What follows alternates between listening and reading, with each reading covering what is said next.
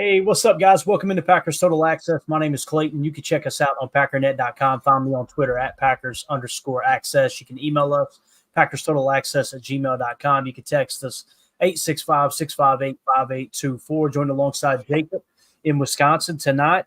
Emilio slacking. So, Jacob, you have the floor, sir. Yeah, we might be joined by Emilio a little bit later. Per usual, he is a little bit late. He'll show up probably dirty-faced as well. Typical. No, man. How appropriate in 2024, dirty face. Yeah, whatever. He's out somewhere mowing lawns, so yeah.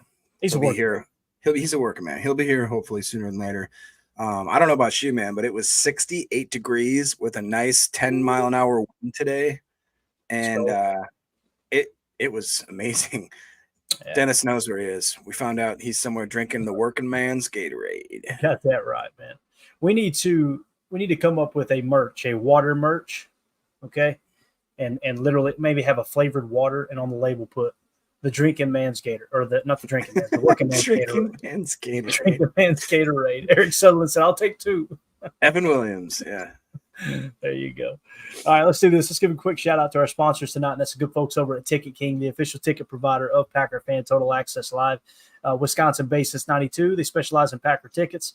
Wisconsin's largest ticket source. They've also got offices next to Lambeau and in Milwaukee. Just click on the link in the video description that'll send you to theticketking.com where you can register for free as a customer. Go ahead and start shopping for your Packers tickets. Again, that's Ticket King, the official ticket provider of Packer Fan Total Access Live. We appreciate them sponsoring the show. So I know, Jacob, you set some projections over, right? Some stat line projections for the upcoming year, not just Packers, but a few players, like I know Justin Jefferson was one, a couple other guys maybe within the division.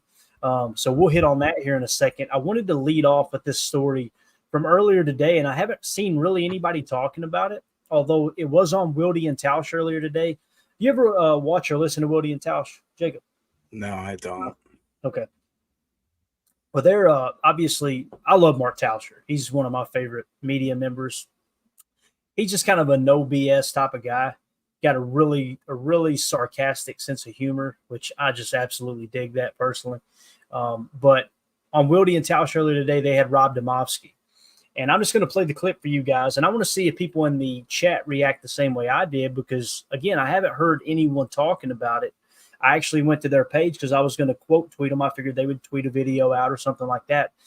Nobody on the Wildy and Tausch page on Twitter here or on X has tweeted anything out. So I'm like, okay, I'll just go ahead and, record the video and post it, tag them and all that good stuff. But I thought it was a fascinating conversation. But here's a 54-second clip from their show earlier today where Rob Domofsky kind of says something, and you can see Mark Tauscher's response. I want to get your response to it too, Jacob. Here we go. The offensive line in general, it's a little less settled than I thought it was going to be. I agree. And I can tell you this from talking to people both with the team and from around the league. Most people don't think the number 3 tackle is currently on this roster. And including you and I. I'm sorry? Including you and I. Based on what you and I have seen in practice every day. But even around so that tells me 2 things. 1, the people internally see it the way we do. And 2, if I'm hearing it from people around the league, that means the Packers must be inquiring about backup tackle possibilities. So what a newsbreaker. Yeah. Hey, guy's a newsbreaker. Wait till Zach. That's what I hear, Tausch. Wait till this catches fire like Zach Tom, Hall of Fame center. Offense. All right, so there you go, Jacob. He obviously the key moment there in that clip, he said people from within the building and around the league. So what it tells me is Rob Domofsky has heard from someone at 1265, and also he's checked around the league. And yeah, the Packers are inquiring about a potential trade, I'm assuming, for a swing tackle, a backup tackle, if you will. Now, just want to initially get your take on that, and then we'll go to the chat. Everybody in the chat, let us know what you think about that. Are you on board with the trade? Is there anybody specifically in mind? What have you? What do you think, Jake? Yeah, I haven't given it much thought. We haven't, that's something we should probably have kept up with more lately is to see where the free agent list is, who's out there, if there's anybody that maybe would make sense. But we kind of did that at the beginning of offseason, and not much has changed other than probably more people have been signed since the last time we've done that. So I'm pretty sure we've kind of done our due diligence there.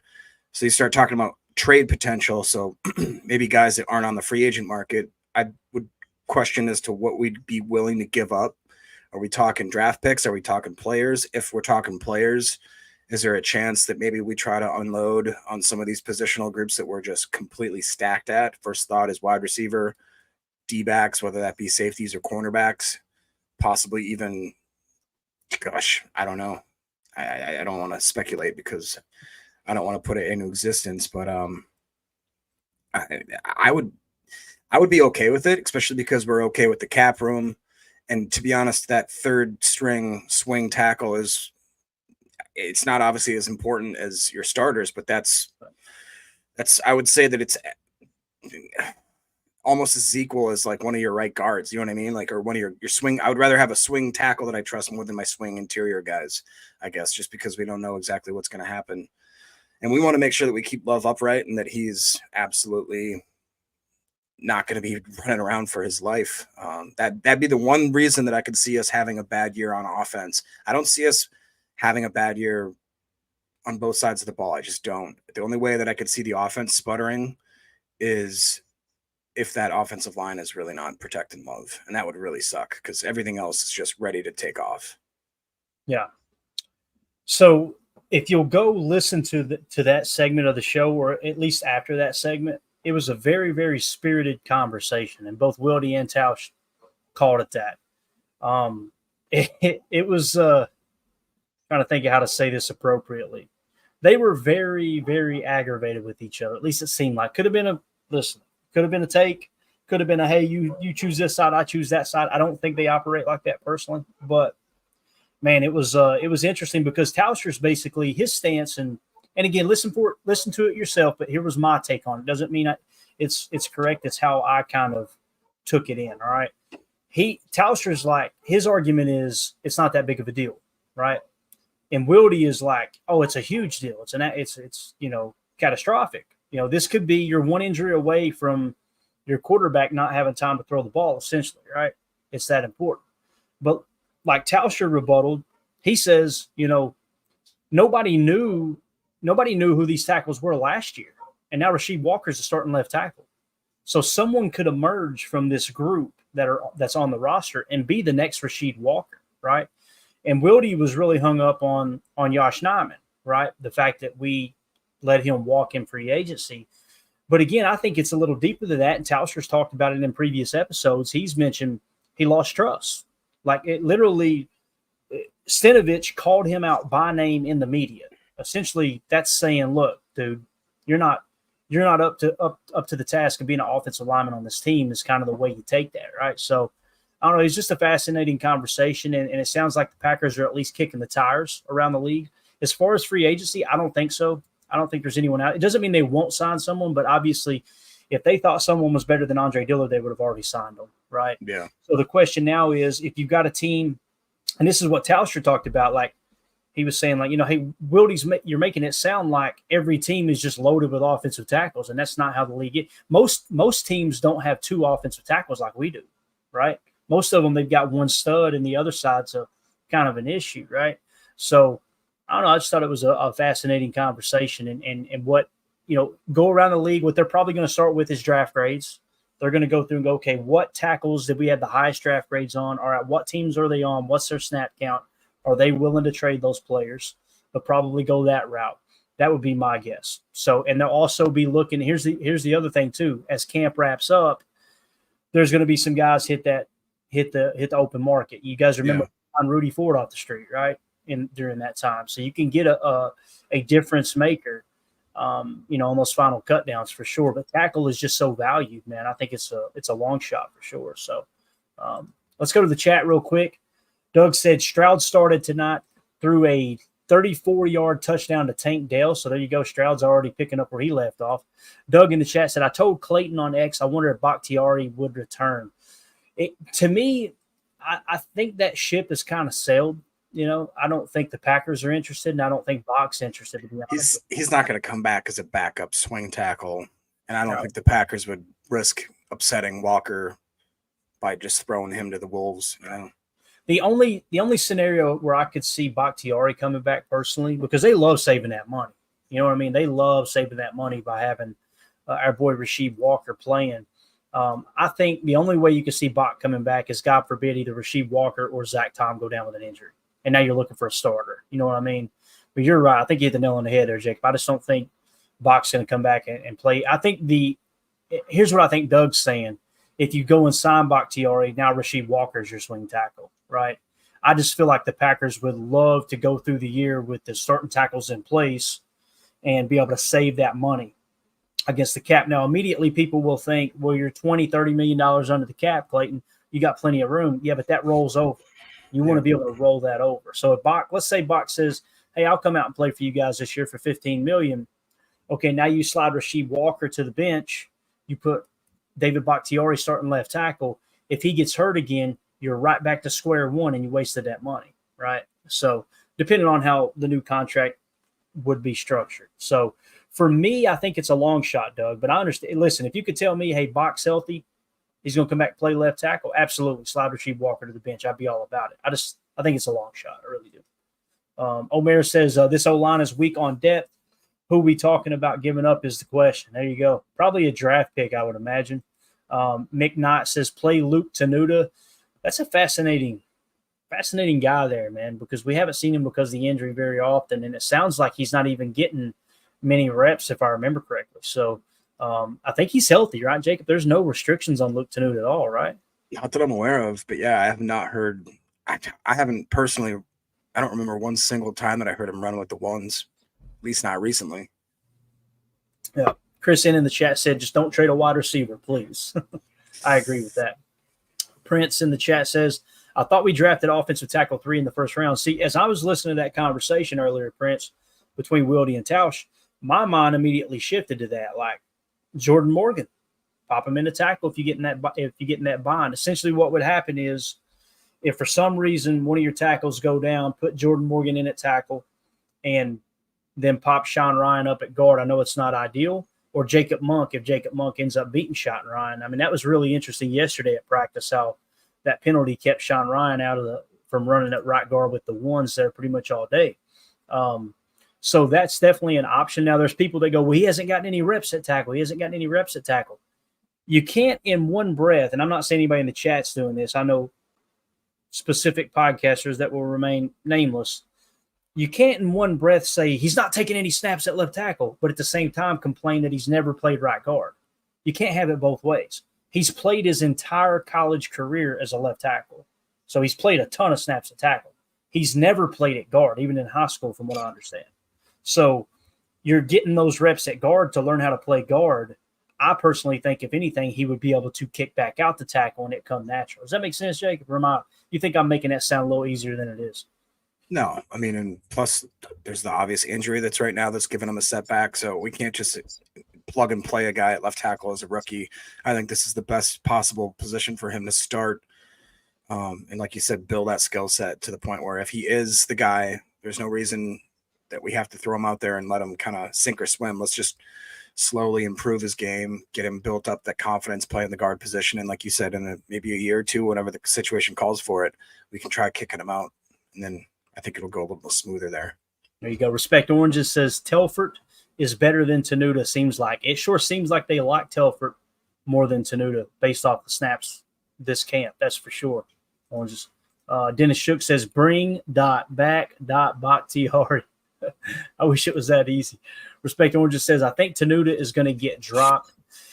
I wouldn't be surprised if he gets cut. You know, it's going to come down to him and Caleb Jones and a couple of these other younger guys, right? And who takes that next step. Omer says, O-line elite is Walker and Morgan are solid. Hope I'm reading that right. Walker and Morgan are solid. It's the lack of depth that is the problem. Ryan, only decent player off the bench, and he got lots to prove yet. Swing tackle, no one looks great. No interior line depth, I think is what he's saying there. So Jacob Monk's the one that I'm interested in seeing in the preseason. I don't want to hear his name one damn time, Jacob. I want him to be on the field every snap, and I don't want to hear his name called one time. You know what I mean? You know he did his job. Yeah, unless he's doing one of those sweet Rasheed Walker finishing moves, then I'll Yeah, then I'd like to hear that. I bet you would. Coach Lynn in the chat says they don't like Caleb Jones, ? It's kind of like the old saying we always talk about. We use it as an analogy all the time, Coach. It's, you want to know where someone's priorities lie, look at their checkbook and their calendar. When you look at, Caleb Jones on this roster, he's not getting many snaps, So it kind of tells you what they think about him. And he's been there now. I think this is his third year. It's at least his second. I think it might be his third year now with the team. So if you haven't cracked consistently into that 53-man roster yet, probably a long shot for it to happen, but you never know, man. Never know. These are things to watch for tomorrow for the first preseason game. Prince in the chat said lots of O tackles drafted this year. I don't roll out some interesting vet O lineman becoming available. That's a good point. You don't want to cut a young guy, right? So you cut an old veteran. Maybe the Packers can pick him up off the scrap heap there. So, and then Cheesehead Murph in the chat. Good to see you, Murph. He says, "Go Pack, go PTA posse." Appreciate you swinging through, bub. Anything else you want to add to this offensive line conversation here, Jacob? I think we pretty well covered it, but there's a lot of chats rolling in here real quick. Let's just see if we can clear these out. Dennis is talking about Clayton. What do you think about the UDFA priority, Mr. Donovan Jennings? Jennings is still hurt. That's the problem. He has not been able to really get on the field. So, yeah. And the other is Travis Glover, right? Travis Glover is another guy that isn't that Emilio's guy? Am I thinking right? Yeah, it was Georgia Southern. Yep. But these guys are just really raw. You know what I mean? Like they're that's the thing about Jacob Monk. I want to believe in him, but at the same time, it's like, can he just plug and play as a rookie, later round pick, that type of thing? I don't know, man. I really don't know. I'd say that out of the trio of Monk, Jennings, and Glover, by far Monk's gotten more shots and been more available. So, if I remember correct, go ahead. I'm sorry. No, I was just going to say, I think they even had him taking some center snaps too, right? Mm-hmm. Monk. They've moved a lot of people around, man. And if I remember correctly too, Glover, I'm pretty sure Glover has struggled this camp. Yeah, I could be wrong there. It just seems like I remember hearing, reps where it didn't go good. And I don't know if he ever cracked in with the twos, to be honest with you. So sorry, Emilio. And of course, Dennis Shook says Clayton Bigsby. There you go. We got Keyshawn Johnson in the house, I guess. I guess number one Packer fan, start sifting through the UFL. You'd have better luck going down here to the Food City, see who's bagging groceries down here in town. It'll pop them out there than the UFL nowadays for sure. Omer says, yes, Monk was projected center, but played most of his college at right guard. And typically the way it works too is really good tackles usually, not always, translate to great guards, and then great guards kind of translate to darn near all pro centers, right? That's typically how it works. So that's the way they seen Zach Tom. Now, Zach Tom could be kind of one of those guys that's few and far between types, but they said that he was a very good right tackle, an all pro guard, and a Hall of Fame center. That's the little joke that Wildy made at the end of that video, because Rob Domofsky said someone in the building told him that last year. That's how high they were on Tom, being able to play all over the line. So there you go. So, all right, let's do it. Jacob, you sent this over earlier. You want to hit on some of these projections, these statistical projections? We'll hit them real quick. And then I got a couple articles. If we got any extra time, we'll hit on those as well. For those of you who are already in here, appreciate you. I can't believe we got this many people watching on a Friday night. It's absolutely awesome. Appreciate y'all making us part of your evening. Hope y'all had an awesome work week. If you would hit that like button for us so other Packer fans can find the channel, find this content. Feel free to subscribe too. We're going to be going live daily. Tomorrow we'll probably be doing at least 2, maybe 3 live streams tomorrow. The plan is to do a morning show, then do a pregame show, and we're definitely doing a postgame show. The postgame show will be prioritized, okay? Immediately following Packers-Browns. That's going to be a blast there. So here we go, Jacob. I got it up on the screen. You let me know what player you'd like to hit on first. We can go in order if you would like. You just tell me, man. Well, first of all, I want to let everybody know these are season stat projections based on Underdog, which between Underdog and Prize Picks and DraftKings and whatever conglomerate site you want to use, they do, I know, use a lot of like I don't know how they do it. I know there's something to do with Vegas as well. They've got a lot of these different algorithms and analytics that they use. I'll tell you what, more times than not, these guys are pretty crazy spot on with these projections, like to the point of within 100 yards, 200 yards. Sometimes they're like really spot on. For instance, last year I won $500 on prize or underdog just because I was able to match, I think it was 7 different players, just simply doing the over under on certain things. If you guys aren't familiar with underdog and prize picks, it's pretty cool. Usually they won't let you double up on too many players at the same team and that kind of stuff. So they really try to scatter it so you don't have a great chance of winning. But if you do, it's really great. So anyways, long story short, that's my way of telling you guys, these are the projections of what each of these players will get throughout the regular season. They have different categories. Sometimes they'll show you receiving, tight end, or touchdowns if it's a receiver, or yards. Quarterback stats will be a bit different. Same with rushing yards. There are defensive players as well, but as of right now, these were the only players they had available. So I just grabbed as many Packers as I could that were available, and then a few key players from the NFC North. So I figured we would start maybe with our boy Jordan Love, just to check that out. All right, Jordan Love. Bang, here we go. Talk to him. All right, so basically, and then if, again, they give you a stat line, all you have to do is pick either higher or lower. And if you get, if you do 5 out of 5, I think they let you now go up to like 25 different picks. So you can really go crazy. It's insane. But Jordan Love is projected at 29.5 passing touchdowns, and the yardage will be 39.50.5 for passing yards. Personally, I think that I'd go definitely higher on the passing touchdowns, and I may go just a smidge under on the yards. But that's just me. Chat, let us know for all these what you guys think as we kind of do these projections. Yeah, so the number sitting, like Jacob said, 29.5 passing touchdowns, 3,950.5 passing yards is the projection. Now, here, would you go higher or lower? That's the question, chat. For me personally, and again, I want to, as I always do, we're still partnered with BetUS and all that, and we're going to be promoting them this year. Gambling, I want to say this, guys. If there's any money attached to any kind of action you guys put on any, I don't care what the platform is, don't bet a single dime that you cannot afford to lose. Okay, please understand me. With that being said, I want to also say I am not a professional gambler by no stretch of the imagination. Okay, but one of the rules that I have, I never bet overs. Never. I always bet unders. In my opinion, there's more that can go wrong than right when it comes to this. So I like to put parlays together where there's a bunch of lowers. Okay. With that being said, if you're just asking me as a fan, Jordan Love, 29.5 passing touchdowns. If he stays healthy, he's going to torch that. I believe it.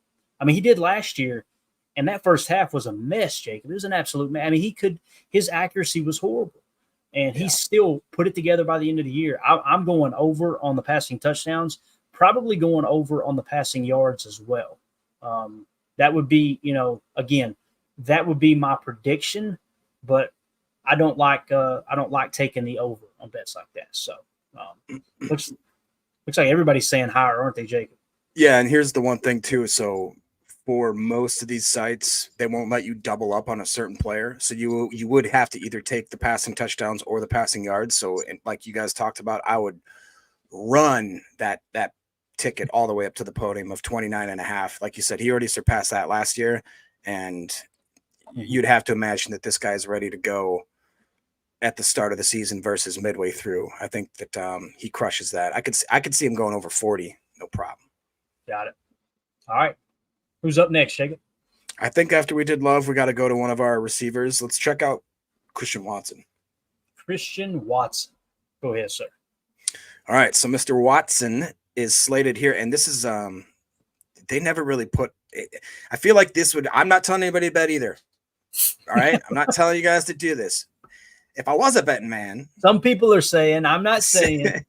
So if I was a betting man, I look at Christian Watson with 5.5 receiving touchdowns projected as that stat line. Again, that dude could literally do that in 2 weeks. If he is in that prime form, we've seen how Love has been kind of targeting him a little more in practice. It seems like the chemistry's better. If the hamstring issue is not an issue, which it seems to be like he's at least until this point, we haven't had any indication that the hamstring's an issue. That to me right there, I scream that in. They also, if anytime you see a little chili pepper there, that means they're giving you a higher incentive, a little bit better of a payback to take that bet. Usually that's to try to trigger you into making a bet that's a little more wobbly so that your whole, house of cards falls. But that right there to me is more of an incentive. They also then have his receiving yards at just 750.5 receiving yards. So, and then they say here that if you pick the under on the 5.5, they actually give you a lower payback. So to me, I would go higher on both of those as well, pending that you don't have an injury. Even with an injury, I'm running in that touchdown total. I definitely would pick that over the receiving yards because, like I just said, he could be hurt and only play 4 games, and I think that's well within his range to score over 5.5 touchdowns, even in 4 games. Absolutely. Omer says both higher. Ron Sample says higher and higher. United Bates says, I'm going with touchdowns in that case. I agree with Bates. I feel really comfortable going over with the touchdowns. I personally would go lower on the yards, though. I could see it being something that if Watson gets a little banged up and he finishes the year at 600 receiving yards and still has 8 touchdowns, I could see that happen. Like you said, he's a very streaky player for sure, Jacob. So, all right, let's see what else we got in here. Respect Oranges. Oh, Watson gets way more touchdowns. I think everybody's in agreement the touchdowns definitely go over. Ron Sample, Watson could double the touchdowns. There you go. I wouldn't be surprised if he came away with, 10 to 11 touchdown catches for sure. Again, it's all about him staying healthy for sure.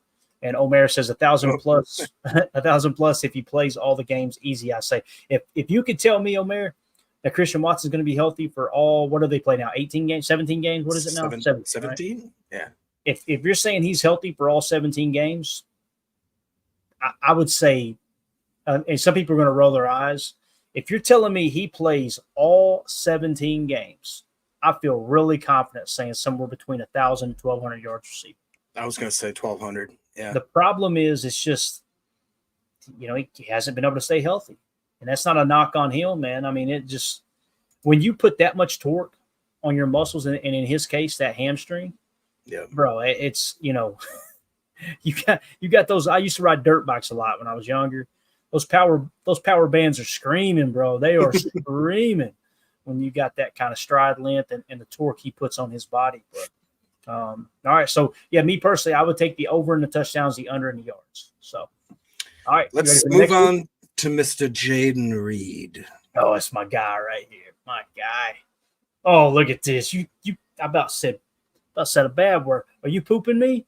That's what I'm saying, bro. Go ahead. Hit it. Well, so for those of you listening on the pod, Jaden Reed, the number that pops out right away, he does have a decent amount of receiving yards at 775.5 receiving yards.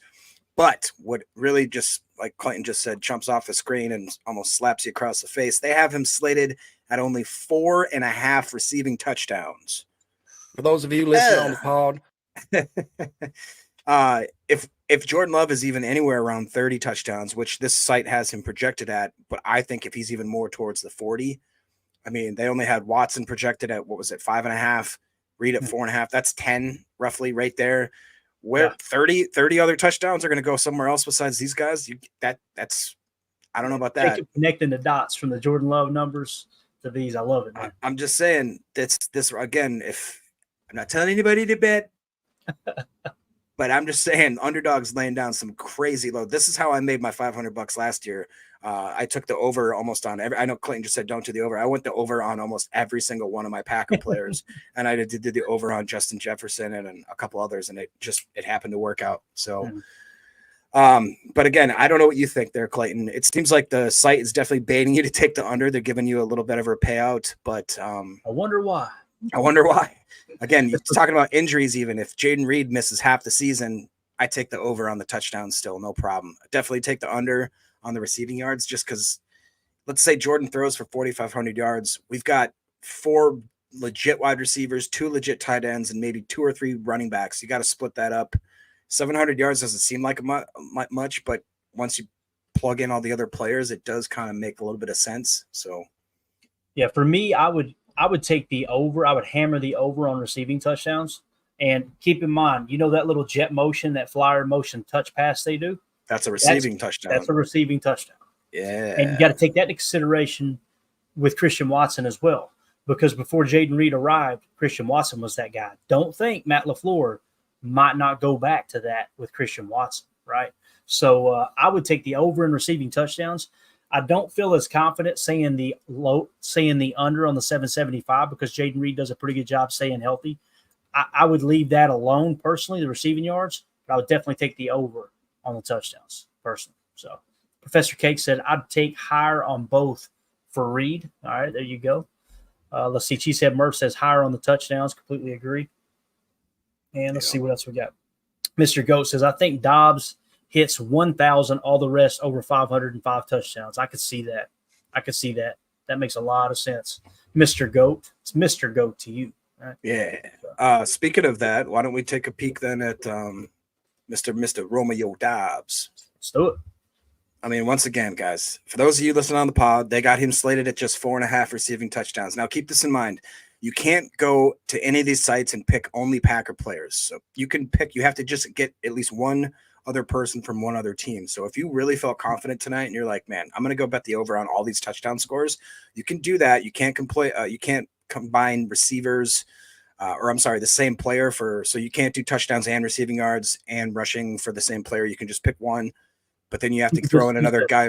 You could just pick one specific stat per player. Got it. Okay. Yeah. So then if you have to, and then you can't do all Packer players. You'd have to throw in at least one person from another team. That being said, 4.5 receiving touchdowns again for Romeo Doubs. That just seems like a given right there. He seems to be Love's go-to. They have so much chemistry. They've been working so hard in the offseason. I think that out of half the passes that Love has thrown, especially in the red zone, they've all been not all, but the majority have been to Doubs. Mm-hmm. We've seen how he just goes up for those 50-50 balls. The route running's increased. You can tell that Doubs is just a no-nonsense player. He's taken this super serious going into year 3. And then the receiving yards, guys, 600.5 receiving yards. That, to me, again, he could miss substantial time and still surpass that. I would even liken it more towards what Mr. Goat was talking about. I see him being my biggest pick for the wide. If I had to pick one of them to surpass 1,000 yards receiving, it would be Doubs, followed by Reed, followed by Watson. No, and that's just not even saying any. They notice they did not give Dontavian Wicks a projection, which I think is odd because a lot of sites are not giving him a projection yet because they don't know what to think. Because the site's number one goal is to make money. How do they make money? They get the money split down the middle as even as possible, right? And the odds sort the cash out for them. That's the way that whole business operates. Mm-hmm. But Dontavian Wicks, people are looking up, Jacob. They're like, this dude might not do much at all. He might be a top 3 receiver. We don't know what he is just yet, right? Yeah. Because, again, he kind of popped off the screen last year. For me, I feel really good about the over here for Romeo Doubs at 4.5 receiving touchdowns. Of all the people that we talked about for receiving yards going over, this Doubs one I probably feel the best about. Now, keep this in mind. He plays boundary X, and the way that Matt LaFleur likes to use the boundary X, when you run those weak outside zone RPOs, they like to put him as the boundary X on that out route. And the reason I'm saying boundary X, the boundary X is the receiver on the line of scrimmage opposite of the tight end. So the tight end, if it's a strong right set, then the boundary X will be on the left side in that specific scenario. That's where they like to line up Doubs. Let him kind of play in a phone booth. He's not a home run hitter, but he's a high volume target. And on those RPOs, he's going to be your guy to run those hitches, run those outs in that quick RPO game. And he is damn sure a red zone threat. We've seen that time and time again for sure. So let's see what everybody's saying in the chat here. Omer says over, and over. All right, got it. Jim Gamble says higher on Doubs. Got it. Cheesehead Murph, I don't think anyone cracks 1,000 this year. It's a great point, Murph. They're spreading that ball around, Jake, because people we're not talking about. You just mentioned Wicks, Malik Heath. You got Bo Melton. That ball's going to get moved around. And, oh, by the way, Tucker Kraft and Luke Musgrave. So definitely something to keep in mind, right? You could legit have 5 receivers at 700 yards, no problem. And right there, Jordan's got 3,500. You know what I'm saying? Plus, you add in, like you just said, a couple of hundred here or there for the running backs, a couple hundred for the backup tight end, a couple maybe 500 for the backup receivers. Right there, you're at like 4,500 yards. You know what I mean? Yeah. So that could be a thing. And the byproduct of talking about all these receivers and what their higher and lowers, are, the big thing we keep coming back to is if Jordan Love stays healthy, he's going to torch those numbers. Like he's legit. He should break those. I don't want to say easy, but should have a good shot if he stays healthy. Ron Sample says Doubs is easy over on both. He's been the one for me so far. Ron, United Bates says TD again. Both Reed and Doubs had almost double that in touchdowns last year. They both also had more yards, but yards are pretty close. I think we're on the same page there, Bates. I'm feeling really good about the touchdowns of both Reed and Doubs for sure. Because Reed was 4.5, right, Jacob? I'm thinking right. Yes. The same as Doubs. Yeah. Yep. Omer says Watson, if healthy, 17 games, easy 1,000. I bet it now without hesitation if I wasn't poor. Welcome to the club, sir. Look at this, Omer. Love 5,000 plus yards, 50 touchdowns, 5 interceptions. Hey, if that's the case, another MVP just got brought home to Green Bay, man. There's no doubt about that. And Jim Gamble said, hey, let's pump the brakes just a tad. He said, there's a state trooper behind us, boys. Let's slow down just a bit. So, all right, up next, Jacob. Let's hit up Mr. Josh Jacobs, I believe, is on there. Josh, this is going to be interesting. I haven't even taken a look at this. All right, talk to him. So this one actually got me more excited than any of the receivers because I just didn't think that the NFL or Vegas, whatever you want to call it, underdog, the analytics, whatever you want to say, was really going to give Josh Jacobs a lot of love. And they don't necessarily give him a ton. They're going to say he's going to just rush over 1,000 yards, 1,025.5 rushing yards. And they're going to make that baseline for his rushing touchdowns around 7.5. And it doesn't sound like a lot. It's not super gaudy numbers or anything like that. But to be honest, if I got around those numbers for Jacobs in the rushing yardage department, I wouldn't be super happy, but I wouldn't be upset, especially depending on if the situational aspect, like if the guy's averaging 4.5, 5 yards per carry from what we're asking him to do, and we're just not rushing him, more, then I don't put that blame on him. Especially like if Lloyd has 600 yards, if Jacobs has 600, you know what I'm saying? We don't know how it would be necessarily broken through that depth chart, but I personally would say slightly over on yards, and I might, for rushing touchdowns specifically, I might do the under just because I don't know. I feel like Matt LaFleur likes to pass a little more in the red zone, but with all the receiving threats we have with those tight ends and wide receivers, if it was total touchdowns, I would definitely take the over. If it was 7.5, but just rushing touchdowns, I think I might just slightly go under. So if I had to pick, personally, if I have to pick between the two, I'd go over on the rushing yards. Yeah. For me, I wouldn't touch either of these. If I didn't have to, I wouldn't. No. Yeah. Right. If you're holding the water gun to my head, like Jacob likes to say, some people are going, why do y'all keep saying that? Because we got a complaint one time on YouTube because Jacob said, if you held not a water gun to my head and it's got flagged as something violent. Oh, it's like, God almighty. AI, got to love artificial intelligence, right? So, if you were to force me to do a bet here on these, and I had to pick one of these two to be over or under, I'm going under on the rushing yards. And I'll tell you why. I think that Matt LaFleur likes to run that running back by committee. I think Marshawn Lloyd, if he plays like he's been playing in camp in some of these bursts, as I think it was Jordan Love calls him, the little rocket back there. It's like a little rocket shooting out of the cannon back there. And A.J. Dillon's playing for his career in Green Bay. I could see a combination of injuries and how running back can kind of get you banged up a bit. And also that three-headed monster that they might potentially have in Green Bay. I would feel most comfortable taking under on the 1,025.5 rushing yards. Now, I hope he torches it. But me personally, I wouldn't bet on any of these, but if you made me, I would go lower on the rushing yards. Let's go to the chat, see what everybody's saying here real quick. Back to the receivers real quick. Jake Shafiq said Romeo over 600.5 yards feels like a good bet. The chemistry with Love carries it. Completely agree. Doug says, fun fact, even with the time miss, Watson still leads all wide receivers in his draft class in touchdown catches. That's wild. Do you know who number 2 is? Who? Doubs. Romeo Doubs. That's right. Crazy. Like people, that's the thing, dude. People don't put enough respect on this class. I mean, what we did, I was gonna say on Goody with that receiving, what we did, because we had no wide receivers. That was the whole. Remember when Rodgers left and we lost Lazard and Devontae, and what do we got? We got nothing, and all of a sudden, 2 drafts in a row, and all this, we've got so many receivers that we're literally considering trading one away. If you're Shavink, yeah, there you go. Prince in the chat says, "I'll take 1,000-yard season from Jacobs in in this offense." There you go. Ron Sample says over yards, under on touchdowns.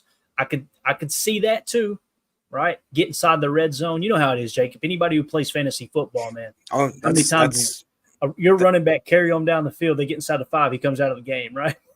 Yeah, they either do a quarterback sneak, they run it to the backup, or the quarterback will roll out and do a little bootleg pass or something. You're like, no! What are you doing? That's why I can't get into fantasy that much, because I want to be rooting for my team. And in those situations, you find yourself going, what are we doing? No, you just scored a touchdown. Why are you mad, bro? So Omer says 11.5 million. He don't do 1,000 plus. You lost big on the signing, period. It's hard to argue with that, Omer. Hard to argue with that, bro. Great point. All right, let's see here. Higher on the touchdown, says Jada. Let's see. Anybody else? Probably want to take on these. United Bates says, I probably wouldn't take either on Jacobs, but if healthy all season, I'd probably go yards. I'm assuming over on yards. So, if you could stay healthy, I'm with you on that, man. I wouldn't touch these with Jacobs. I don't know. It just makes me a little nervous. So, all right, Jacob, next. So now that's all they had for Packers listed. So I thought it'd be fun to maybe just take a peek over the fence and see what what's he wearing over there? Just see what they're projecting for our fellow NFC North brethren. Let's take a look at one that's going to hurt a little bit, but Mr. Aaron Jones, who now plays for the Minnesota Vikings. As soon as you said hurt, I knew where you go. Yeah. They have him at 5.5 rushing touchdowns, and they only have him slated at 750.5 rushing yards on the season. Now, if I had to pick one, I think I'd definitely go touchdowns again, but I'd feel way more confident if that was overall or passing touchdowns, because I think just from the clips I've seen in practice, they really seem to be utilizing Jones a lot in the passing game. And I just feel like that if they do try to use Jones like they typically use Vikings running backs, which is, guys like, you can go back to even Adrian Peterson and Dalvin Cook and Alexander Madison and a lot of these guys, they run them 30 times a game. They will try to absolutely wear out defenses. Aaron Jones is not that type of back. If they try to use him as that type of back, I don't see him making it past week 4 or 5 without major injury. If they use him in sparingly type 10 to 15 to 20 tops rushing attempts per game, I could see him getting over that 750, no problem. And the rushing totals, they have Tyson Chandler is going to be their backup, and it sounds like they're going to do more of that running back by committee.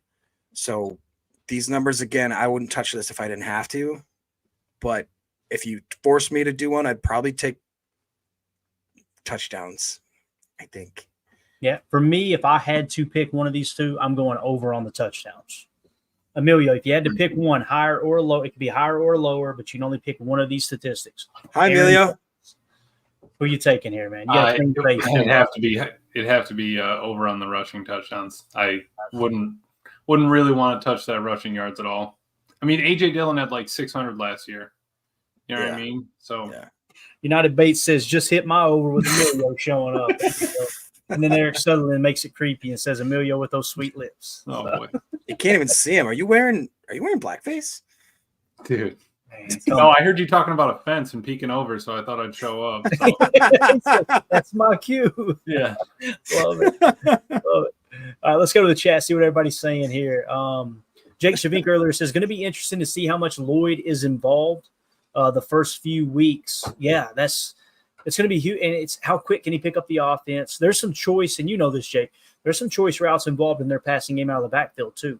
I mean, they've got a tree of choice routes coming out of the backfield almost as complex as the receivers do, right? Whether it's a stab, a cut, an angle, whatever it may be, they're reading the backers the same as the receivers are reading the DBs and the over-the-top, the shell look. So going to be very interesting in that regard. Cheesehead Murph says, I think under on yards because how Matt likes to split carries. He's talking obviously about the Josh Jacobs. I think we kind of all agreed with that.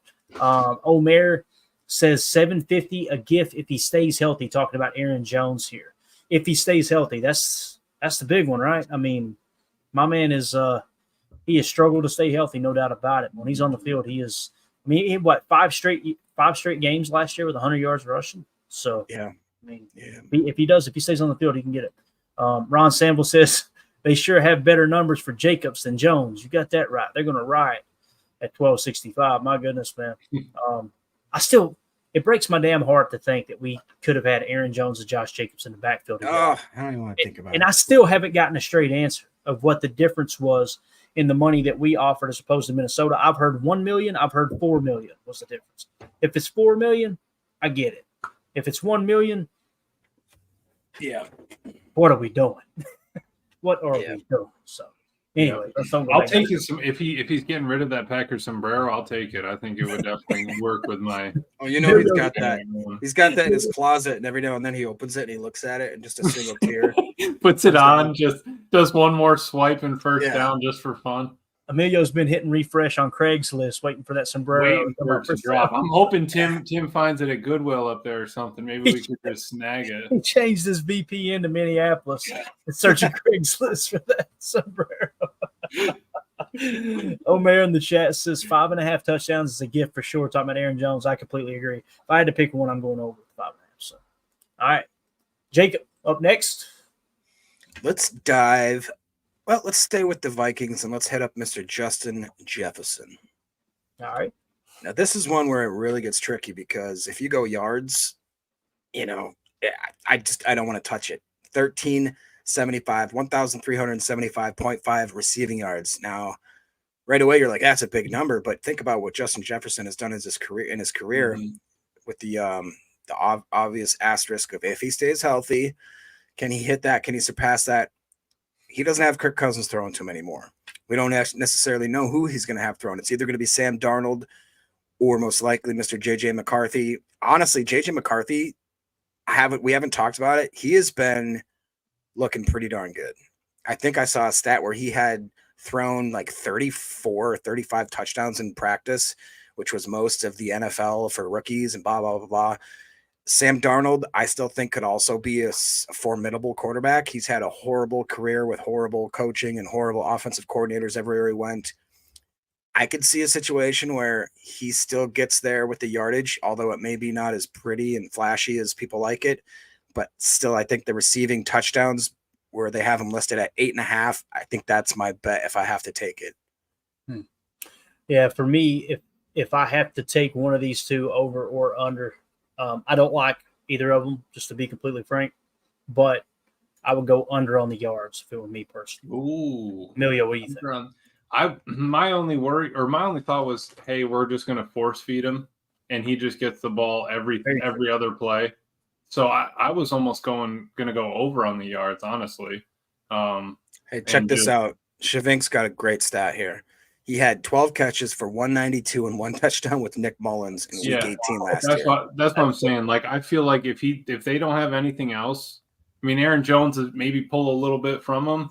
Hey, let's not forget Jordan Addison is likely to be suspended for at least anywhere from 3 to 6 games. That's very true. And TJ Hawkinson's probably not going to be ready to go until maybe week 2 or 3 at the earliest. So they might have him playing quarterback. He's going to be getting the every dang play from the Wildcat back there. If you're putting that water gun up there, I'm going to say I actually will take over on the receiving. To be honest with you. We need a logo over under for our over under segments and have a water gun to somebody's head.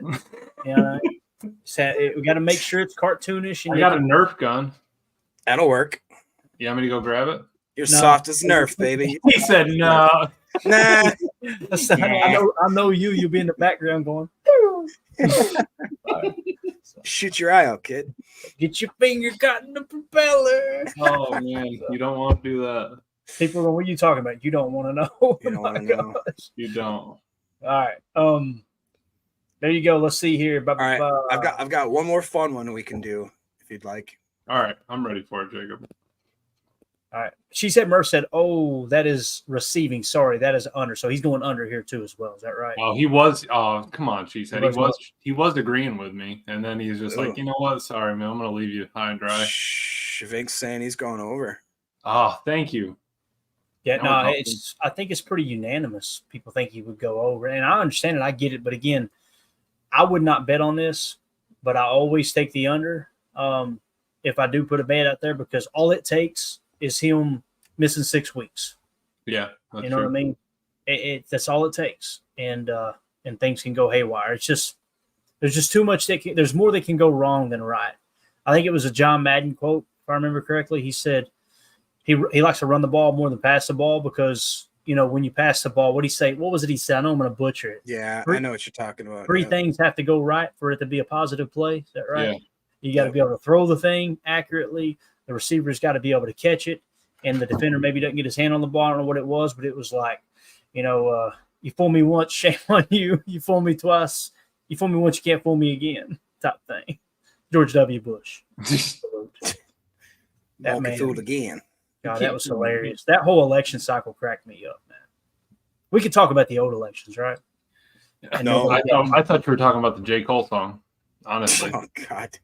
My favorite part about that whole George Bush thing was it was somebody. I remember being on a job site one time and somebody said, Obama. At least Obama can speak, because Bush would get up there and just. I mean, he would say stuff. It was like, "Get international under pressure" type stuff. Like, what are you talking about, right? And somebody said, "Oh, he's reading off a teleprompter." And I remember another guy popped up and said, "Hell, at least he can read off the teleprompter." This is bad. I still am just blown away that I look up under pressure. I look up every 4 years and go, of everyone in our great country, these are the two best. Ugh. What is going on? I know 5 people down at the local bar that would run the country better than these two knuckleheads. What are we even doing here? So anyway, all right. Jacob, you say you have one more? I think we got to check in on our nail polish man ourselves, Mr. Caleb. Yeah. Hey, these are interesting right here. You have the floor, Jacob. Go ahead. Sir. So, I don't know what to think about these guys. You know, these guys here. 23.5 passing touchdowns. They have Mr. Caleb Williams slated for 4. Now, correct me if I'm wrong. Is it still to this day that no Bears quarterback has ever tossed for over 30 in a year? Is that correct? I don't know if they've hit 20. I want to say that is correct. I know they haven't passed for 4,000 yards. I know maybe that's the stat I'm thinking of. Yeah. They haven't passed for 4,000. Never. Now this bit, I don't see them doing it this year as well. They have them slated for 3,600.5 passing yards. Now, the only thing I will say, as much crap as I love giving this kid, and he deserves every single bit of it, trust me.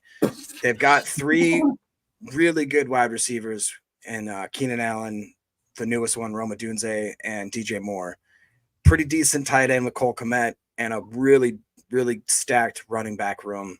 They're kind of like us, where on offense, if their offensive line is probably going to be their biggest liability, if they don't keep Caleb Williams upright and not running around for his life, I could see this going south really, really fast. I don't think the kid has the mental fortitude. I don't think he's got the leadership skills, so that if he's on his butt more than, you know, if he's getting sacked 5, 6, 7 times a game, getting pressured multiple times, I think he's going to lose his cool quicker than he can develop. Now, that being said, it could go the complete opposite way. He's got all the talent in the world. I'd probably would take the over on the passing touchdowns, and I'd probably go under on the yards. I think I completely agree with you on that. I do. Mm-hmm. I could see over on the passing touchdowns, under on the yards. I wouldn't touch it. Because, I mean, the reality is, and I'm sure Jake Shavink will comment on this, and Amelia, I want to get your take too. The dude has elite arm talent. I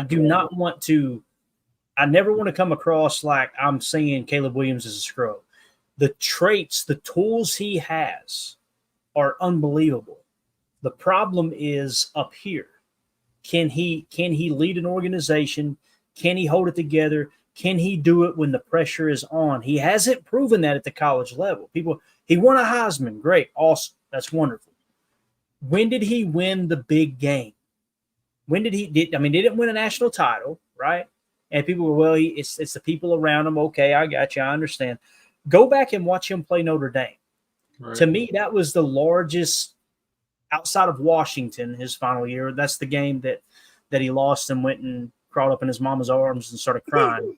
And again, people hear me say that and they immediately think there's nothing wrong with showing the sensitive side. Listen, but I'm one of the most emotional people you'll ever meet. These guys have seen me tear up before. I promise you. Is that true, guys? Yeah, no, I've watched it firsthand. I wear my emotions on my sleeve. The problem I have is you've got in the professional game, in this case, 52 men in that locker room. More than that, really. Coaches, staff, everybody, that are looking to you to be a leader. And with the game on the line, you lose. Your first thought isn't, let me go pick my teammates up. It's, where's mom?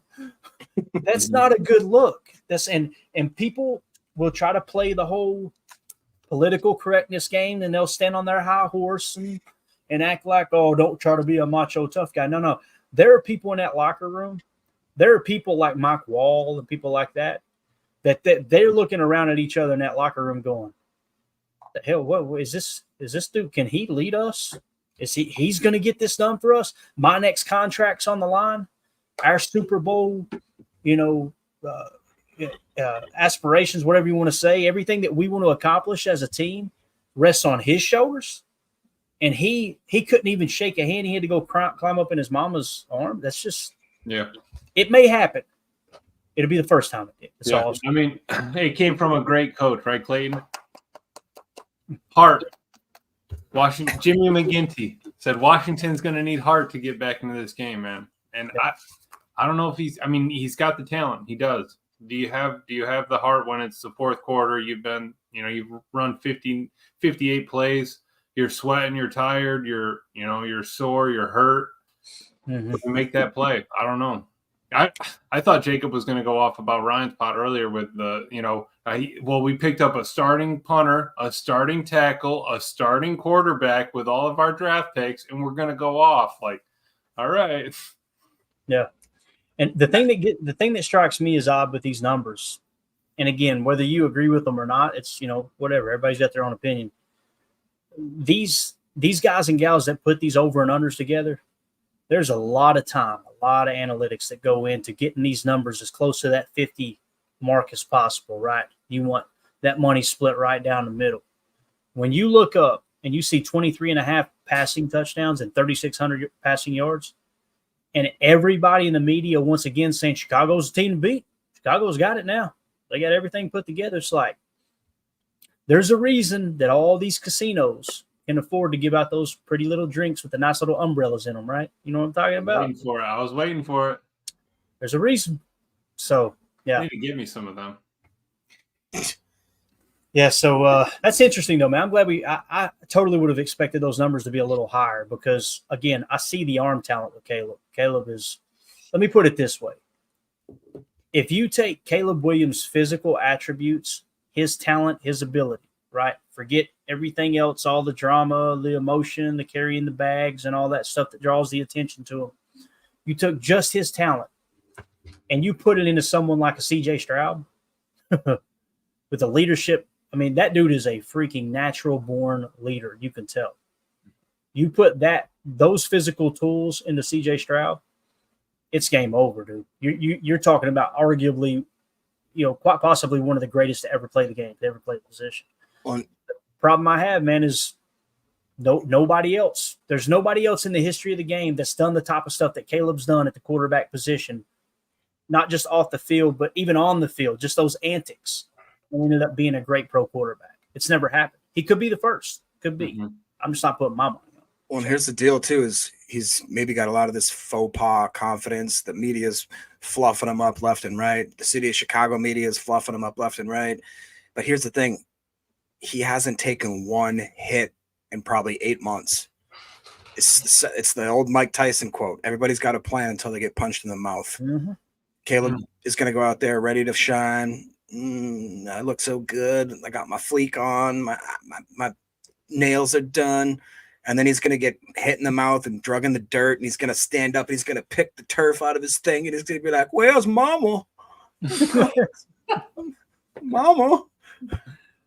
Again, man, it's just I have a hard time. Anytime someone does something for the first time, I'm like, I don't know how this is going to work, bub. Just don't know how it's going to pan out. Jake Shavink in the chat said, if he hovers around these numbers, talking about the 23 passing touchdowns, 3,600 yards passing, it means Chicago is around their 8.5 win total. Defensive battles all year long. Their defense played good down the stretch too, right? Yeah. But I think that's a very accurate statement there, Jake. I really do. I could see that. Because again, man, it's a passing league. You know, you got to be able to win through the air, and you got to be able to do it in a timely fashion too. When the game is on the line, think play or not play. All those things that all the cliches that we talk about, right? And that whole thing that Dennis Shook said, Mike Lombardi would say that the Bears don't have a winning culture. It takes time. That's a real thing. Yeah, that's the thing that's differentiating Green Bay right now. And the reason some people are going, hold up, this might be a 11, 12, 13 win team because the culture is just so good. That's where you start. That's how you build the team. That is how you start, is building the culture. I mean, we could bring in every talented person out there, but if there's no culture behind it, what are they doing? You know, you got guys that are going to want the ball. You got guys that are going to want to get paid. It's all that different things. You know, you got to be able to take an L once in a while for the team, right? Yeah. It's Lombardi when he came in, and I know it. Someone rolling their eyes right now going, Clayton, that was 2 lifetimes ago. I understand. But when he stepped in, when he came in to the Packers, I love hearing Bart Starr tell that story about when he walked in. He said, you know, I'm not remotely interested in being just good. He said, we're going to relentlessly chase perfection, knowing full well we can't catch it. But we're going to chase it because when we do, we'll catch excellence in the process. And he said, he turned around and he said, he looked at us all and he screamed at the top of his lungs, I'm not remotely interested in being just good. I love what Bart Starr said. He said, I need me a chair to sit on. I was just like, let's go. What are we doing? Where are we going? Or listening to that book that about leadership for Lombardi, there was one in there where he said, Bart Starr, I think it was Bart Starr, ran to his wife, called him and said, we're going to win. Like we're actually going to win after Lombardi came in and did that. Right. So they're still humans. They still get motivated by that type of things. You still get chills by hearing different sayings and things like that. So, building it like that, this team's going somewhere. Yeah. It's gonna be interesting. It's gonna be a fun year. And again, I'm gonna be watching Caleb Williams from afar. I promise you that. I'm gonna be paying attention to every single Bears game that I possibly can, because I do think it's gonna be an interesting story for sure. Have you guys, Jacob? That's all of them. We hit them all, didn't we, man? Yeah, that's good. They had DJ Moore there, but honestly, that one was sucks. That's what it says. DJ Moore sucks. So yeah. Actually, DJ Moore, I will say this: DJ Moore's a hell of a receiver. Yeah, he's actually been. Well, I was going to ask you. There was people last year. I remember when they traded for him. There were people going, "Oh, they overpaid it." I'm like, no, DJ Moore is good. DJ Moore is, to me, DJ Moore is what Brandon Ayuk thinks he is. That's just me personally. Well, that's what I was going to ask you. Lombardi was talking about that, or I'm pretty sure it was Lombardi saying, "Hey, would you take DJ Moore or would you take, Ayuk?" DJ Moore. Right. Yeah, I'm taking DJ At Moore. $30 million? Yeah. I mean, because DJ Moore, look who he's had to play with. Mm-hmm. Like, seriously, how many years has he been in the league? DJ Moore has now been. Is it? I don't know. However many years he's had 4,000-yard seasons, and you stole my thunder, Emilio. Dang. I'm sorry. No, it was however many years he's been in league. He was, I think, the only wide receiver, or like one of. He's in elite top tier stuff where, like Emilio said, however many years he's been in the league, he's surpassed 1,000 yards. I think he's the only one of the only receivers in history that's ever done that. Like his first 4 or 5 years, whatever it is. Which that's and like Clayton just said, he's getting thrown to by at one point Baker Mayfield when he sucked, and Sam Darnold, and that's what Sam they were talking Darnold about. when he sucked. Ayuk Teddy can't win Bridgewater. Right? Ayuk can't win one-on-one. He gets schemed up to get those openings and things like that. So your 2,000-yard receiving, seasons that you've had, are put a little asterisk next to that just because you're not working out there like DJ Moore is. Yeah. Let's see if we can pull this up real quick. I don't know if you guys will be able to see it or not. So Here are DJ Moore's PFF grades since he's been in the league. So he came in 2018 to answer your question, Jacob. So he came out in 2018, PFF grades 71.8, 82.2, 79.1, 76.9, 73.9, 89.3 last year. But Justin Fields was his quarterback, 89.3.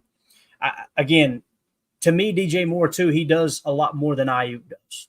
He really does. And I'm telling you, man, anybody, listen, if you want to die on that hill of supporting Brandon Ayuk, that's cool, do your thing.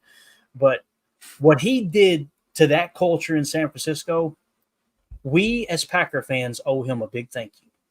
Because what he did was he started the disease of me, what Pat Riley always talked about, coach, the disease of me. Because what's Trent Williams doing now? Trent Williams deserves every dollar he can get. Trent Williams is holding out. He's the highest cap hit. Highest paid. Yes, highest cap hit at tackle. And he's going, you know what? I need another little bump here, boys. Mm-hmm. Now, what did San Francisco go out and do? They paid Debo. They paid Trent. They paid Christian McCaffrey. And now Ayuk's sitting there. We talk about the blueprint of building a team, Emilio. We talked about this the other day, and Lombardi talked about this, right? You got to have that model you're following. There's no model in the NFL that says you need to pay 2 wide receivers top receiver money. Mm-hmm. It doesn't exist. Exactly. You're robbing Peter to pay Paul. Right. Is Ayuk a replaceable player? He's a good player. 100%. They already got Ricky Pearsall, who is basically another one of those molds, and they also have there's another guy that didn't like Jonathan Jennings or something Jennings, who played really well last year. They like to run 21 personnel. Mm-hmm. Right. Now they still run more 11 than 21, but they still like to run 21. So, right. Yeah, gonna be interesting, man. But again, it just kind of feels like the only thing that worries me about San Francisco and them being able to keep that culture intact. And I say that hopefully I'm not confusing you guys. I want it to fall apart. Right. And why it worries me is I'm telling you, Brock Purdy is a natural born leader. You can see it all over that kid. Like he is deflect any kind of praise he gets, he just deflects it. He just deflects it. And what did he do? He comes back in camp in the best shape of his life. I was just gonna say, have you seen him? He's freaking ripped. Yeah, he's ready to roll. Now, thank God for Brandon Ayuk doing what he did. That's all I got to say. Because think about what Brandon Ayuk did too. The people that are the Ayuk stands out there. Brandon Ayuk went to San Francisco and said, I'm not coming into camp unless I get a new contract. And he said, you know what? I'll come in and hold in. So I'm going to come in and be a distraction to the team until y'all give me my money. Okay, you're not going to give me my money. I want to be traded. Okay, they worked out a deal with the Patriots. I don't want to go to the Patriots. This dude is me. Right? And I think it was Lombardi talking about it. He's got, I think it's his son or his someone in San Francisco. They're like, at some point, you got to put your foot down, right? Like, I mean, you can give the players some leeway, but, you know, CBA covers them and all that stuff. Like, you start finding this dude, you got to make him play, put a franchise tag on him and let's go or whatever. But that is, like you said, the disease of me. Everyone's eyes are looking at him. The San Francisco have been talked about for months now. I mean, everyone's still talking about it. I think it was on the Ross Tucker with Greg Cosell. He's like, look at it like this. I mean, look at the Packers wide receivers. They got how many in 2 drafts? I mean, why are you going to pay $30 million to one wide receiver if you're going to give up draft picks? You know, even for the Patriots, like, why are you going to pay $30 million to give up draft picks so that you couldn't go get your new receiver in the first or second round for 4 years on a cheap deal? I mean, everyone's coming out able to catch the ball nowadays. So, I mean, you gotta be smart with the money. Yeah. And again, I just want to emphasize, it hurts. It pains me to say it, but the DJ Moore pickup in Chicago was a good pickup. Now, again, you don't need to go get a second one. You got your receiver, and they did it kind of ass backwards. You know, receivers typically the last piece you put in place, but hey, you were able to land that dude. Cool. You got him under contract. You got it early. You can manipulate the cap moving forward, all those things. But I would take him over Ayuk because, and again, he can do more than just catch the football, DJ Moore. So it hurts me to say that. They got him a good one. Anything else, guys? Parting thoughts? We went on a little tirade here. We went way over talking Chicago and San Francisco. Sometimes it's important to kind of get outside of the bubble a little bit and look at what's going on because, again, just go read the headlines of San Francisco and then come back and read the headlines in Green Bay. We're over here going, what are we going to do? We don't have a third string tackle. Their best receivers holding out of camp right now. whatever. He's in camp, but he's skipping on the practice field over. Did y'all see too, real quick, that they signed Chosen Anderson today, aka formerly the wide receiver known as Robbie Anderson? Chosen Anderson? Yeah, he changed his name to Chosen Anderson. Really? What the hell? The former Panthers wide receiver Robbie Anderson, who did flash he had a hot minute. He reminded me of like Will Fuller, one of those guys. It's called rebranding, Jacob. It's called rebranding. Robbie Anderson. I ain't heard that name in a minute. Okay, let me ask you this real quick before we go. So it was DJ talking about it on with him and Bucky. If Jalen Hurts has had 0 interceptions throughout the preseason, training camp, all that, whatever, he's had 0 interceptions so far. Are you happier with that than Jordan Love throwing 7 or whatever it is, or would you rather have Jordan Love as 0 picks? Let me get your take.